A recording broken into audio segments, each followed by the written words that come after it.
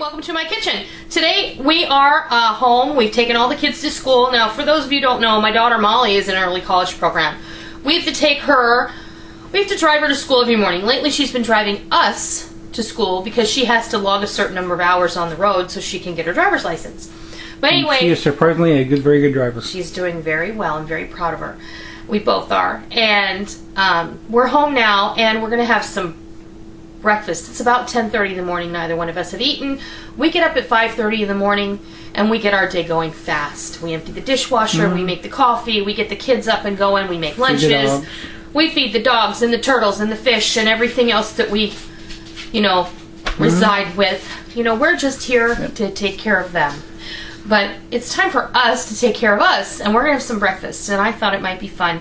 We're going to do egg in a hole. This is just very simple. Some people call it toad in a hole.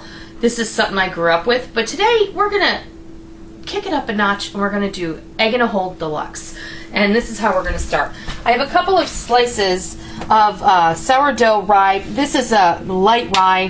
When I made my sourdough bread last week, when my KitchenAid mixer took a peter, I threw... so this was the loaf that did it? This was the loaf that did it.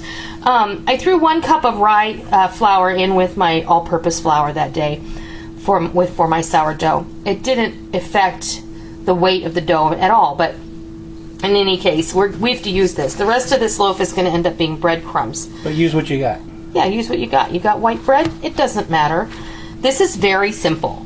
And my mom used to make these for us when I was growing up. I just cut the center of the bread out. Hold on to those. In fact, we'll just put these here, and we're going to come over here, and yes, you see some cheese there. I also have some bacon that's draining, and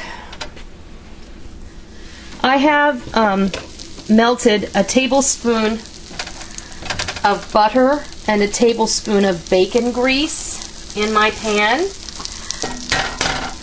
And this is not an everyday meal. Absolutely not. This is yummy and fun. A little bacon fat once in a while is not going to kill you. It's better for you than Crisco. And then we're just going to put our centers there. We're going to salt and pepper.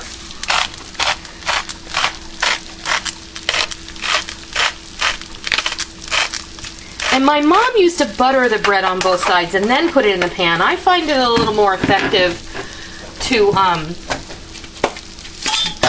melt your fat of choice in the pan. And this is just a little crazy mixed up salt that I love. I'll be making my own version of that soon. Now, I'm going to take a pizza pan because it fits the size of my skillet, and we're going to let this simmer slowly. I've got it like on medium. Parchment. Yeah, that's parchment. This is my old crappy, one of my old crappy pizza pans. I keep it in the toaster oven, so I like to use this as, a makeshift lid because I want the egg to steam a little before we flip it over and toast the other side. So I'm going to go for just a few minutes, and then when we come back, we'll finish this up. Alright, so here we go. We're getting ready to flip this, and I just like to make sure that I have enough of the fat under there. And we flip it. Just like that. See? Isn't that pretty? I think that's awesome. And you can move this about as you need to. It's probably not going to stick. These little center pieces, they don't take much time, but if you put them off to the side, if you're using a cast iron skillet, then what you want to do is make sure you flip them several times. Here I have some cooked bacon that I got crispy.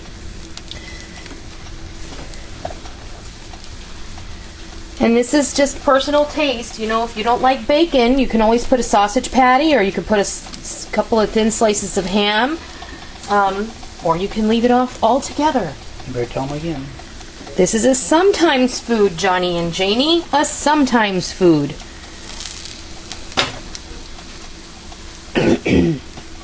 Alright, now what do? We put that pizza pan back on top, and we go for a couple more minutes. Y'all here.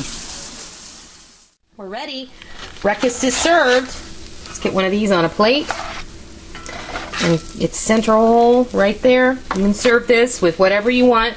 Some fresh fruit. Some sliced tomatoes would be nice if I had some. But that's breakfast.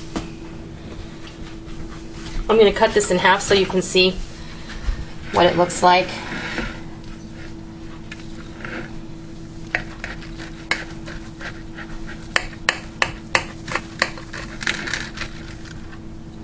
And the yolk does cook a little bit hard when you do it this way, but it's all good. So, there you have it. Egg in a hole deluxe, or supreme, or whatever you want to call it.